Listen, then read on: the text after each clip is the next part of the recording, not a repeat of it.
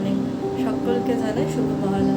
আশা করছি সকলেই খুব ভালো আছো। সকলকে আমার অনেক অনেক ভালোবাসা শুভেচ্ছা দিয়ে আমি আজকের আমার নতুন ব্লগ শুরু করলাম। আজকে মহালয়ার দিন, আশা করছি সকলের জন্য দিনটা ভালো যায়।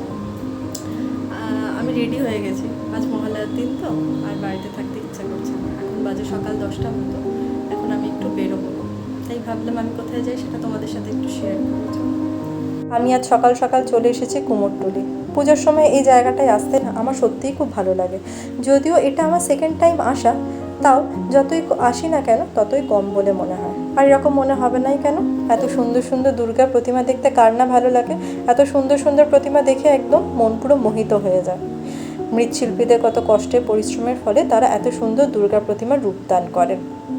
এখনও তো কমপ্লিট হয়নি। এখন এই প্রতিমাগুলোই যখন তারা সুন্দরভাবে সাজিয়ে তুলবে তখন যেন কতই না ভালো লাগবে। মহালয়ার দিন এসেছে বলে খুব পরিমাণ ভিড়ও সেদিন ছিল। আর সেদিন হচ্ছিল গঙ্গার ঘাটে ঘাটে তর্পণ। গঙ্গার ঘাটগুলো এত ভিড় ছিল, তাই গঙ্গার ঘাটে একটুখানি ভালো করে বসতেও পারিনি।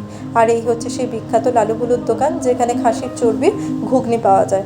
মোটামুটি যারাই যায় তারাই কিন্তু এখান থেকে ঘুগনি খায়। কুমোরটুলি ঢোকার আগে পেয়ে গেছিলাম এত সুন্দর একটা প্যান্ডেল। দেখতে কিন্তু খুব সুন্দর লাগছিল। প্যান্ডেলটা অনেকটা জায়গা জুড়েও হয়েছিল।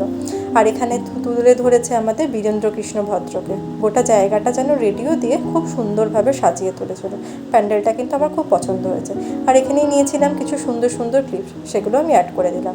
কুমোরটুলির বাইরে সেদিন করেছিলাম আমরা লাঞ্চ, খেয়েছিলাম আমরা বিরিয়ানি। সেদিন এতটাই পরিমাণ খিদে পেয়েছিল যে আমি সেদিন খাওয়ার ক্লিপস আর নিতে পারিনি। বিরিয়ানি খেয়ে আমরা মেট্রো করে চলে এসেছি বাড়ি। তাহলে চলো, আজকের ভিডিওটা এতক্ষণ পর্যন্তই রাখলাম। আবার দেখাবে অন্য একটি ভিডিওতে। ততক্ষণ সবাই ভালো থেকো, সুস্থ থেকো, সাবধানে থেকো। টাটা।